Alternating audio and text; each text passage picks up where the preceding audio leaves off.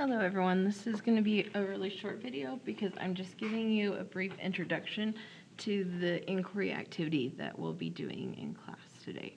So this topic is structure of metals and alloys. So metals, we talked about those sea of electrons, right?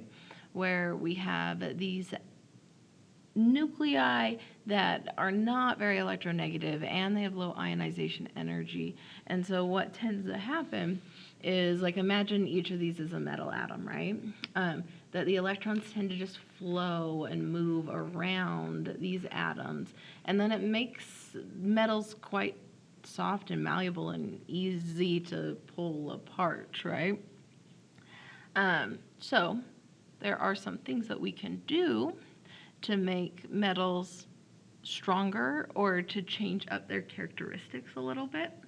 And that's why metal alloys exist. Okay, so just a heads up, when you do this activity, I really want to hear you with your group following along together, that when it says read, then I want you reading this out loud and analyzing it and answering these questions.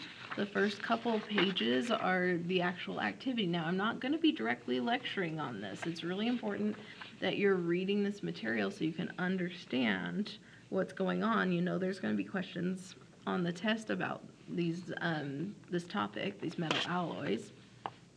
And then we're going to get to the topic 2.4 questions, which are going to be right here. Now, the ones that I specifically have in your notes today are multiple choice.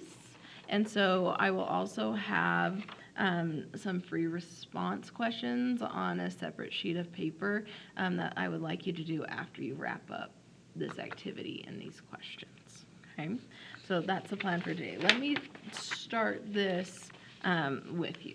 So when we get to class and you're sitting with your groups, we're going to start by reading this introduction. So it says, metals are amazing, and they are all around us. You can probably easily identify them by their shiny surface and tinny sound when you tap on them.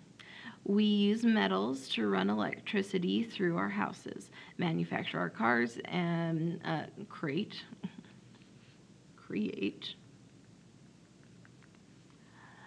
circuits for our phones. However, most metals in their pure form are less than perfect for these jobs. Luckily, the properties of metals can be manipulated to make them more useful by adding other metals to form a mixture. These mixtures are called alloys. Okay, so alloys are when metals are mixed with something else. It could be another metal, or it could be a non-metal. That's fine too, that's also an alloy.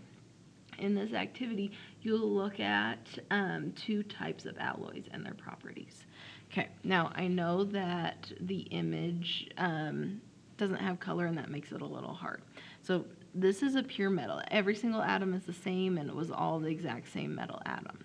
This is something called a substitutional alloy, and you'll notice that this one, this one, this one, this one,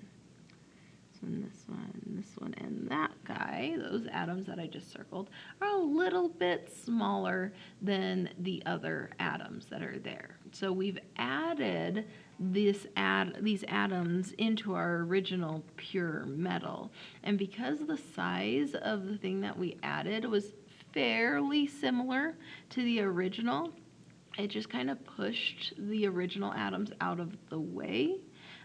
Instead of filling spaces between those atoms. So when a metal is mixed with something that has an atomic radius that is similar, then we call it a substitutional alloy, because it just kind of pushes some of those atoms out of the way to make space for the thing that we just mixed with it. Interstitial alloys, on the other hand, are metals that are mixed with atoms that are much smaller than the metal. And what happens is that these things that we added tend to fit in the spaces between the original metal atoms. Okay? And this versus this is going to result in different characteristics, and that's what you're going to be reading about in this activity here. Okay? All right, so that's the plan for today. You're going to do this inquiry activity starting on page 17. That goes 17 and 18. The multiple choice questions start on page 19. So 19, 20, 21. You're not doing page 22, so through 21. And then you're also going to be doing that free response packet that you're going to be picking up on your way in. And so I want you to be able to get that done by the end of class today, and then that answer key will be up the front of the room. All right, thank you guys.